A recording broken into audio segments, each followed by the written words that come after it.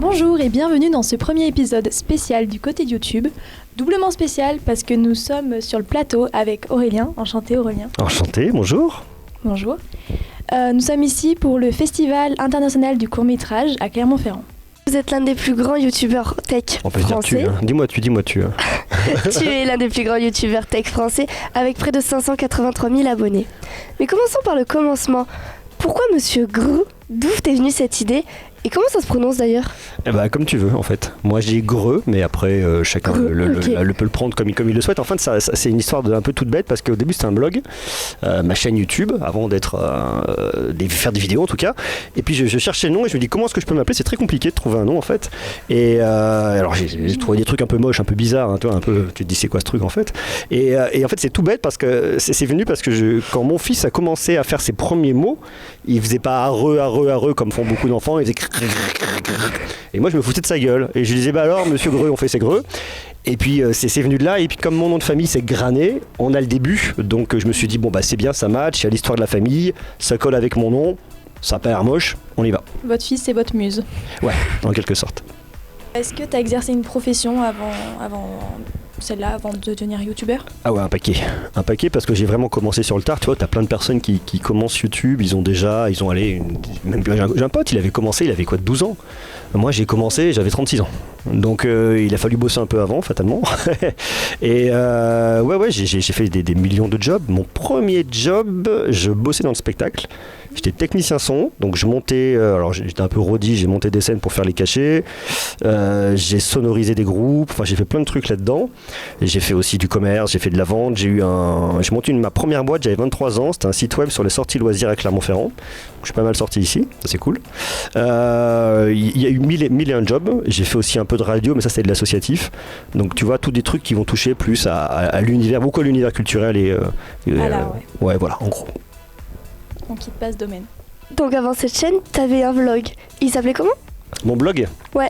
monsieurgreux.fr. Mais j'ai tout supprimé parce que c'était vraiment naze en fait.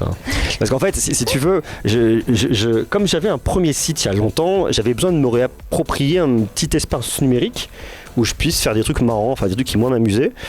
Et je pense que ça n'amusait que moi. Ce qui fait que ça marchait pas nécessairement. Et je postais des petits billets d'humeur, tiens, je pense à ça me fait marrer, j'écris un truc dessus. Et puis bon, ça ne marchait pas plus que ça. Et comme j'adore la tech depuis que je suis gamin, quand j'ai commencé à faire des vidéos, je reprenais un peu le concept de mon blog, sans beaucoup de succès, fatalement, on va le dire comme ça. Et puis j'ai fait un peu de tech parce que j'adorais ça et qu'il y avait des actus, donc je le faisais. Et puis ça a commencé à prendre. L'audience est commencé à arriver et donc j'étais content, donc j'ai continué et puis quand j'ai commencé vraiment à avoir un frémissement, je me suis dit allez, qu'est-ce que je fais, est-ce que j'y vais à fond, je me lance.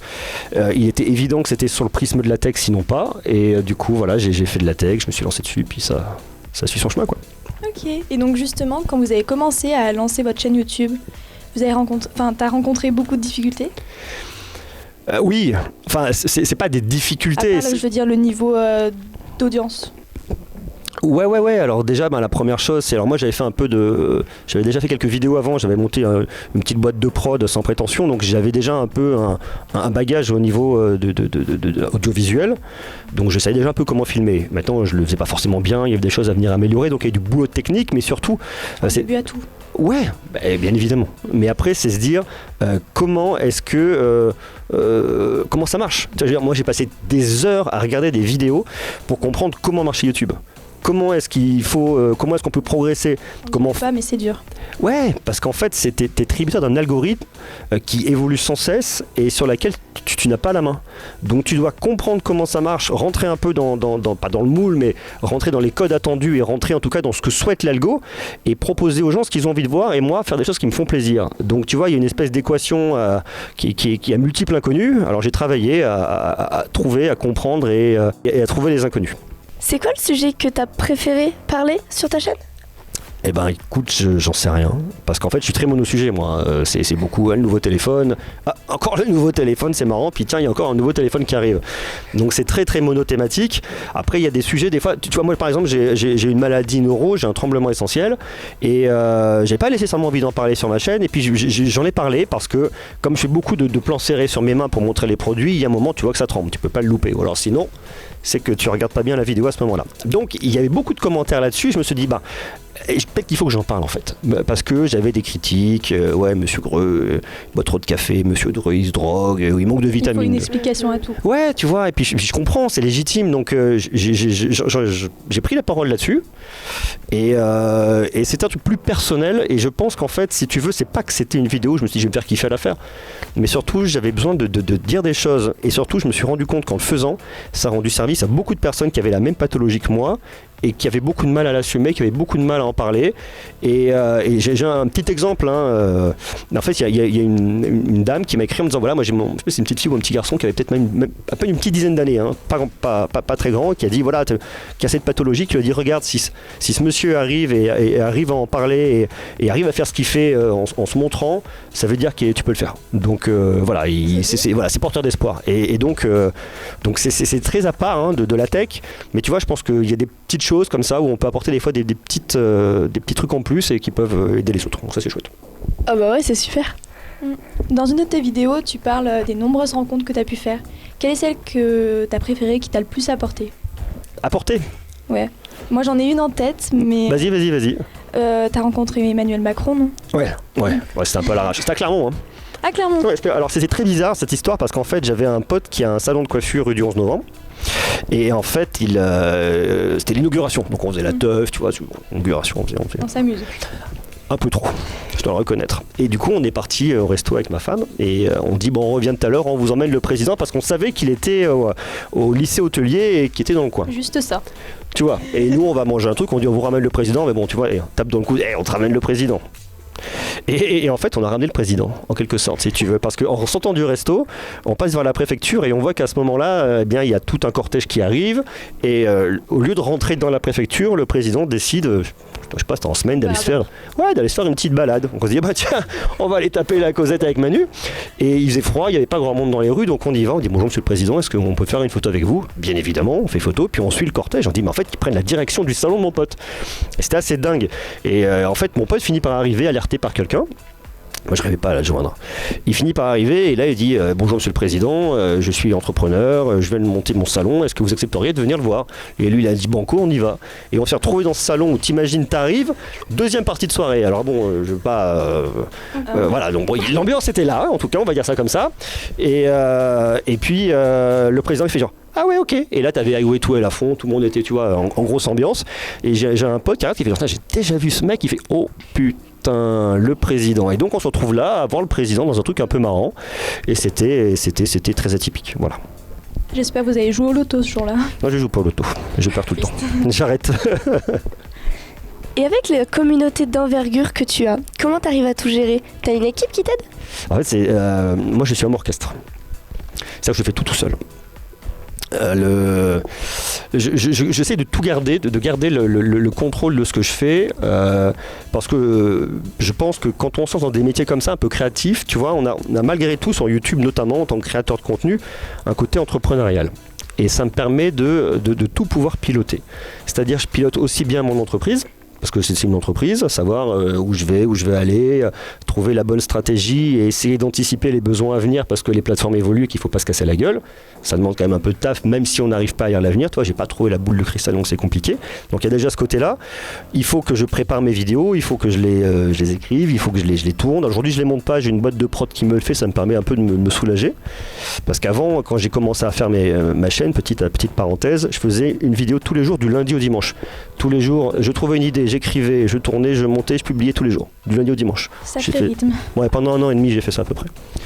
1 an et demi, ouais, c'est énorme. Ouais, après, il a fallu passer la main, parce que j'étais un peu fatigué, tu vois. Et, ça se comprend.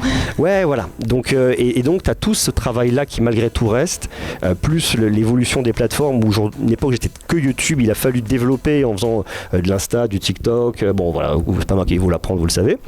Et donc, il y a toute cette gestion-là, et plus des partenariats avec des marques, donc il y a aussi un côté commercial, j'ai fait toutes mes factures, enfin, tu vois, je fais tout, voilà. Sauf la comptable, j'ai un comptage, j'ai ma boîte qui fait mes montages, et donc voilà, c'est multicasquette, il y a un côté un peu schizophrénique, mais ça permet de conserver la maîtrise. Il existe des entreprises qui peuvent prendre le relais, mais qui vont te prendre 25-30% de ton chiffre d'affaires pour faire globalement pas grand chose, on sait pas trop. Donc moi je préfère tout faire à la maison, hein, c'est une petite boîte, Je suis à la maison, je suis peinard et ça me va bien. Voilà. Tant mieux, c'est bien. Dans notre émission du côté de YouTube, on passe en revue les tops et les flops de nos youtubeurs préférés. Et toi, du coup, quelle est ta meilleure vidéo et ta pire vidéo, enfin, selon toi? Ah, alors pas parler en termes de vues, parce que des fois tu te dis j'ai fait une super vidéo et puis personne ne la regarde. Tu te dis mais bon, c'était peut-être pas la bonne idée. Je sais pas, c'est compliqué de. C'est compliqué. Pour moi, les meilleures vidéos. Alors déjà, j'étais hyper transparent. Moi, j'arrive pas à me dire c'est génial. Celle-là, c'est ouf, c'est génial, c'est la meilleure. Non. Des fois, je dis c'est pas mal. Et puis je la regarde quelques mois après. C'est bien d'avoir ce recul où tu dis ce sont les progressions. Et je la regarde et je fais genre bon sang, c'était pas terrible. Ouais, mais c'est comme ça qu'on apprend. Je trouve ça intéressant. Et ce que j'aime bien, c'est les trucs où j'emmène les gens en fait. Tu vois. Et au contraire, des fois, tu as des surprises, tu te dis ah tiens, celle-là, je pensais pas qu'elle allait faire autant de vues. Ouais, alors une fois, je te prends un exemple, c'était en 2019, on apprend que Huawei ne va plus disposer des services Google, donc c'est une vraie crise en fait chez eux, et alors qu'ils étaient en train de devenir leader mondial, et ils se font fracasser les jambes par les Américains. Et j'apprends ça, et je dis il faut que j'en parle. J'étais dans le bureau d'un copain et j'ai dit je vais sortir ma caméra, où est-ce qu'il y a un peu de lumière? Il n'y a pas de lumière, c'est le bordel. Je me mets sur le balcon, j'essaye de tourner, et comment je vais faire ma miniature? J'ai pris un bout de papier, j'ai écrit la mort de Huawei, je l'ai posé, je me suis pris en photo et j'ai balancé. Cette vidéo elle a fait plus de 300 000 vues, elle était tournée en 10 minutes à l'arrache, mais le discours était là, tu vois, le fond était là, donc j'ai expliqué, il y avait une analyse un peu à chaud, donc il n'y avait pas tout le côté technique qu'on va pouvoir espérer et vouloir attendre d'une vidéo YouTube. Mais des fois, t'as pas forcément besoin de ça, et à contrario, des fois, tu vas te dire, allez, je vais faire un truc un peu cool, et puis, non. J'ai fait une super vidéo, oui, je peux te répondre. Il a fait une super vidéo il y a pas longtemps. J'étais invité par Audi pendant 2 jours au circuit Paul Ricard dans le sud, à tester plein de bagnoles. Sur circuit, il y avait un pilote de drone, il y avait des cadreurs partout, enfin, c'est tout qui était incroyable. C'était ouf. 3000 vues. Pour moi, c'est naze. 3000 vues. J'ai fait, il faut croire que j'ai mal travaillé. Peut-être ça dépend des sujets. Ouais, peut-être que l'angle est pas bon, peut-être que mon titre est pas bon, ma miniature. Enfin, en tout cas, il y a un ensemble qui fait que la vidéo, elle a pas captivé, ou alors la vidéo était juste chiante à regarder, ce qui est aussi possible, tu vois. Je te le dirai dans quelques mois quand j'aurai pris le recul. Pour l'instant, je l'ai pas encore. C'est le moment où la vidéo va passer du côté un peu plus personnel. Attention, question qui fâche. On va parler argent. Ouais. Est-ce que tu arrives à vivre grâce à ta chaîne YouTube? Et est-ce que l'idéal financier de YouTube existe vraiment? Alors facilement, la réponse est non, soyons clairs. Est-ce que j'en vis? Oui. J'en vis depuis... alors je vais te dire, moi ma chaîne, j'ai commencé à la créer fin 2016. Même si j'avais fait un truc avant, mais c'était naze. Fin 2016, début 2017, j'ai commencé à poster des vidéos régulièrement, donc c'était la première amorce. J'ai commencé à travailler sérieusement dessus début 2018. J'avais 10-12 000 abonnés, je me suis dit allez on y va, on va à fond et on envoie du bousin. Donc là ça a commencé à bouger et septembre 2018, donc quelques mois après, j'ai commencé à pouvoir me sortir un petit salaire. Voilà, donc me permettre d'être indépendant financièrement, c'est-à-dire avoir mes premiers investissements, payer mes charges, voilà. Donc ça, je pouvais le faire à ce moment-là. Donc, mais une fois de plus, avec l'idée de travailler du lundi au dimanche tous les jours et de publier une vidéo tous les jours. Donc moi, j'ai été vite parce que j'ai beaucoup travaillé, que je pense que j'étais dans une niche qui marchait et puis que il faut croire que les gens m'aimaient bien. Donc ça a permis de développer ça.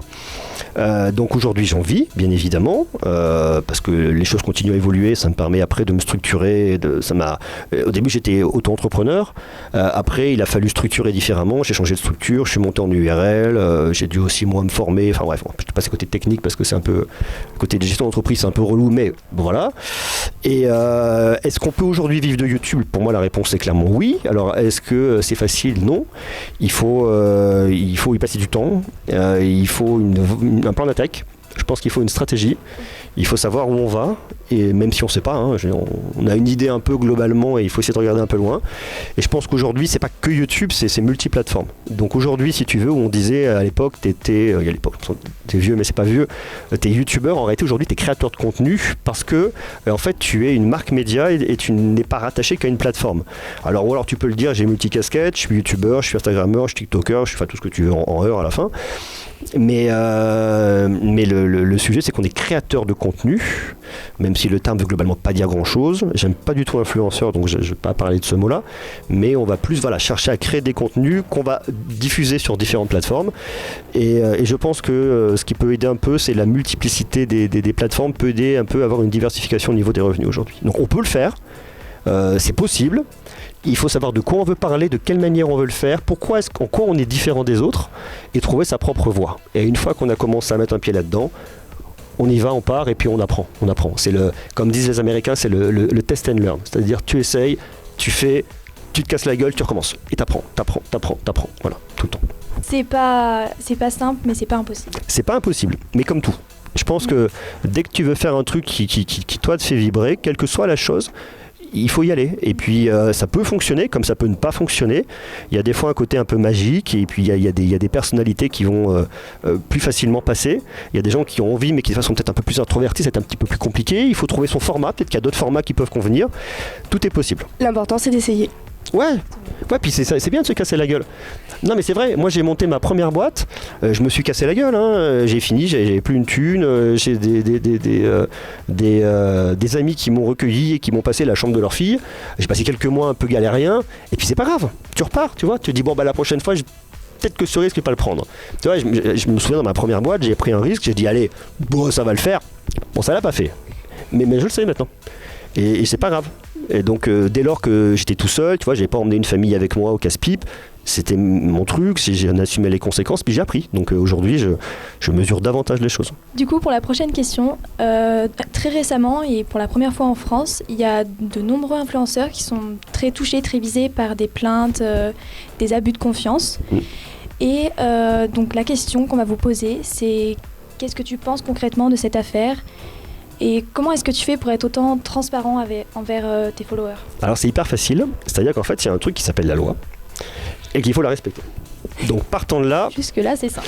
Ouais voilà, donc et puis tu l'as dit, alors je vais piquer un peu le truc, mais tu as dit influenceur. Moi, c'est pour ça que j'aime pas ce mot, parce que je pense qu'il y a une espèce de mélange des genres. C'est pas parce qu'on va se mettre sur un réseau social quel qu'il soit qu'on fait tous le même job. Moi, j'ai plus un job qui, j'essaye en tout cas, doit se rapprocher d'un travail journalistique, à savoir avoir une ligne édito, avoir une méthode de travail, avoir un code de conduite qui doit être clair. Et c'est pas parce qu'on a une communauté et qu'on a des gens qui nous font confiance qu'on doit en abuser et qu'on doit pousser tout et n'importe quoi. Clairement, ce dont tu parles, c'est des gens qui, par l'appât du gain, ont eu des pratiques qui sont répréhensibles par la loi et qui ont eu des pratiques plutôt liées à des arnaques. Et il y a des choses frauduleuses, donc ce sont des choses qui arrivent dans tous les métiers. Je pense que ça ternit l'image des réseaux, que c'est pas bon, et que c'est pas une majorité de personnes. Et que il faut toujours être vigilant à qui on regarde, à qui on donne notre confiance et qu'est-ce qu'on vient nous proposer. Moi, quand je fais des collaborations avec des marques, je fais des partenariats avec des marques. Bon, voilà, il faut que je gagne ma vie, c'est le fonctionnement de mon métier. Donc je fais des partenariats, mais quand je fais un partenariat avec une marque, déjà je dois dire que c'est un partenariat avec une marque, je suis obligé, c'est la loi qui me l'impose, donc voilà, il faut le dire tout de suite. Donc dès que je commence à parler du sujet, cette vidéo est en partenariat avec, il faut l'écrire tout de suite, c'est clair. Tu peux pas le dire qu'à la fin, au fait, maintenant que vous êtes tous partis, c'est un partenariat. Et pourtant, il y en a beaucoup qui le font pas. Hein. C'est leur problème. Tu vois, il y a un moment où il va y avoir un ménage qui va être fait, où la répression des fraudes va venir taper à la porte d'un peu tout le monde en disant bon alors dites donc là, voilà, hop, infraction, hop, vous devez tant. Ça va se passer comme ça, ça peut pas se passer autrement. Donc il faut être clair. Et puis si on veut avoir un métier qui permet, qui dure dans le temps, il faut qu'on joue le jeu parce que sinon ça salit tout et ça sert à rien. Avec la grande communauté qu'est la tienne aujourd'hui, comment tu arrives à gérer les choses ? Et j'ai par exemple en tête la vidéo où tu parles de ta pathologie. Ouais. Comment tu arrives à faire tout ça ? Moi ma pathologie je m'en fous un peu. Pour être très clair. C'est encore mieux. Non mais parce qu'aujourd'hui elle est un peu handicapante mais pas trop. Et j'ai plutôt tendance à jouer, à la montrer parce que ça m'importe peu en fait, tu vois. Et je pense que si je la montre et si je peux aider des gens, c'est bien. Donc c'est un peu le truc que j'essaye de faire. Alors je me balade pas dans la rue en faisant comme ça, tu vois, genre regardez, parce qu'à un moment ça va être un peu ridicule, mais c'est pas grave. Parce que j'ai pas un handicap qui est trop élevé, qu'il y a des personnes qui ont un handicap qui sont beaucoup trop élevés, c'est très compliqué. Donc voilà, moi aujourd'hui je peux faire ça comme ça. Après la question qui est souvent un peu compliquée, c'est la vie de famille, tu vois. Moi j'habite à Clermont-Ferrand. Et je suis beaucoup en train de me promener à Paris quasiment toutes les semaines parce que mon travail est là-bas, les marques sont là-bas, il faut aller voir les produits et souvent ils sont là-bas. Quand je peux les faire venir ici c'est cool, mais des fois il faut aller les voir. Donc je me déplace. Donc c'est toujours un peu comme ça que ça se passe. Donc c'est chouette. Mais j'ai ma femme qui est là et ma femme, j'ai un petit garçon de 9 ans, elle gère tout. Elle me permet de faire ça et quand je lui dis bon écoute chérie là du 3 janvier jusqu'au 14 janvier je pars à Las Vegas parce que j'ai un salon, après je pars dans les Alpes parce que je vais conduire une voiture sur la glace. Elle me dit d'accord tu rentres quand juste pour qu'on sache quoi. Et elle m'embête pas parce qu'en fait c'est ça et donc le mois de juin de l'année dernière je suis parti je crois du 3 juin au 29 juin tu vois un truc comme ça. Donc alors j'évite parce que mon fils ça lui fait de la peine et c'est pas le but. Donc j'essaie de faire vraiment attention à ça. Mais il y a des périodes de rush et c'est surtout une organisation familiale qui parfois peut être un petit peu compliquée. Merci en tout cas de ta présence avec nous pour cet épisode spécial de Du côté de YouTube qui s'achève. À bientôt sur LDV Media.